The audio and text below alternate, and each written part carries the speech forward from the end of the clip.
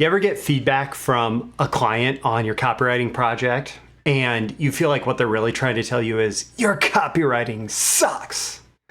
Well, I'll tell you what, been there, done that. And today I want to talk about that and how you react to the feedback that you get as a copywriter. So, feels like your copywriting sucks, hey? Well, let's talk about this feedback that you're getting. Sometimes it's hard. Sometimes it's hard to get feedback because we put a lot of time, a lot of effort into putting together a particular message. And then for whatever reason, it just doesn't hit. And I've been on both sides of this. I've been a copy chief giving feedback to copywriters and felt almost apologetic as I was saying, well, really, you kind of gotta start this over. And I've also been on the copywriter side of this, getting the feedback and felt like, oh crap, now I'm gonna have to basically start over with this. And it is emotionally draining. In fact, of all the areas where I've had to grow the most as a copywriter throughout my career, it's in my initial emotional response to the feedback. It's not that the feedback was right or wrong or whatever. It's just that my emotional response was completely draining and kind of took me out of the game. And that is really dangerous to you as a copywriter. So I want to talk to you about the bad news and the good news about client feedback, and then how to never get any bad client feedback ever again. So bad news. Sometimes you can get a lot of feedback on a piece of copy. I mean, again, I've been on both sides of this. You submit a piece of copy or a piece of copy comes to you and suddenly everything is moving around, changing. There's things that need to be edited out. There's things that need to be added. It can be a lot, and it can easily start to feel like there's substantial work that's been wasted. And I put wasted in quotes here because you got to be careful about that language. I would say that none of that work was wasted. Even if the writing that you did is getting deleted, is going to the cutting room floor, the work is not wasted because it got you deeper into the message, and it will help you. Assuming that you don't let it be wasted, it can help you move forward from the point that you are at.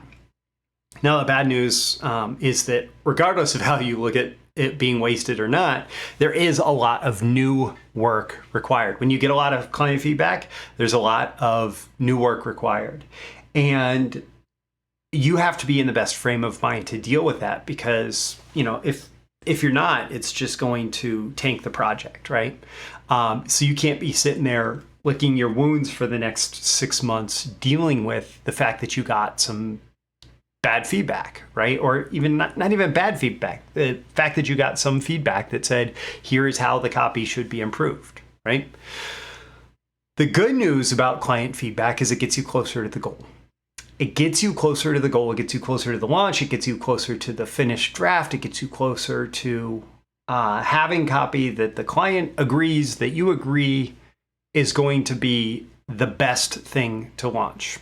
The other thing that client feedback does is it gives you clarity about their desires. So at different stages in the project, you get different amounts of clarity about the desires of the client. So you hear from, you learn from them how they're reacting to your idea, how they're reacting to your writing, how they're reacting to what they're seeing in front of them. And oftentimes they can't react to things until they are already there. So part of the feedback process is getting something on the page that they can react to, right? Feedback becomes part of the process, and it's the faster you get feedback, the faster you will be able to get towards that goal, the finished project, right?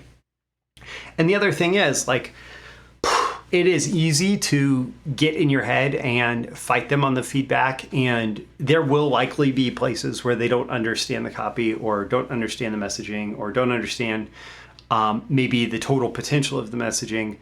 And inside your head, you can start to create a bunch of hills to die on there, right? the other thing that you need to acknowledge, though, is their perspective and experience specific to their business, their market, this message, their offers, all of that. Like that is, there's a huge potential to gain from their experience, from their perspective, from what they are, what they're able to communicate to you through the feedback. And so all of that to say that if you are able to listen to their feedback and accept it with kind of a open mind, or what the Buddhists might call beginner mind, I don't know, not just Buddhists anymore, but if you're able to accept it with this beginner mind of like, okay, what can I learn from this about what is in front of me here, right? And it will allow you to grow and gain from their input, right? It's going to make you stronger. You want to know how to never get any bad client feedback? So do I. No, I think it might be impossible. And at the very least, you're setting up an expectation that is going to create emotional crashes in the future. It's going to create downward spirals. If you expect no bad client feedback, like your ideal scenario may be one where your client absolutely loves your copy, right? And that's not bad. And at the same time, you have to do the Stoic practice of premeditatio malorum, to premeditate on when things go bad and be able to acknowledge that things can go bad and things often go bad. And if we're calling any feedback bad feedback, then we have to premeditate on the idea. We have to think about the idea that we're going to get some bad feedback, right? And by expecting it and by reframing that client feedback to not necessarily be a bad thing, but instead to be helpful at getting you towards the best possible outcome, the best possible project, the best possible, completed piece of copy. If you reframe that as a partnership, as a collaboration, as a opportunity to move forward together, then it will cease to be bad client feedback, right? You will get client feedback and you learn to love client feedback because it does help you identify how to create the best possible result, because in the long run, that's what everybody is trying to do when they're working together on a piece of copy or a marketing campaign or whatever. Everybody's trying to create the best possible result, right? And so if you expect to never get any client feedback, and then you start getting client feedback, you potentially can crash emotionally.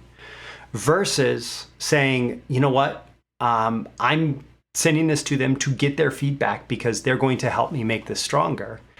That allows you to embrace the feedback, and you won't feel like your copywriting sucks. You'll feel like, okay, we're moving forward. We're getting towards the outcome that we are looking to achieve here. My call to action for you at the end of this episode, don't forget to like and subscribe if you want more content like this delivered to you. There's also a link to subscribe in the description with this episode. And ask yourself, how can you use this? Like, how do you need to reframe client feedback if you're a copywriter, if you're working, or if you are providing others with feedback, how can you ensure that when you do provide that feedback, what you're doing, the way that you're presenting it is in that context of, hey, we're looking to work together here to create the best possible outcome, and here's some ideas that we think would make this a lot stronger, right? Because the way that you communicate it, providing that feedback also will help you grow.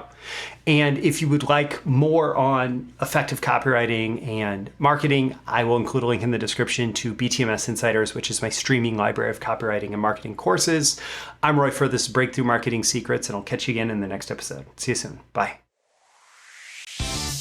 Thank you once again for tuning in to this daily episode of Breakthrough Marketing Secrets. Remember, check out the links with this episode for even more value. Now make sure you like, comment, share, subscribe, and engage in every way you can to keep this show going and growing and delivering daily value to you. I'll catch you soon for your next big breakthrough.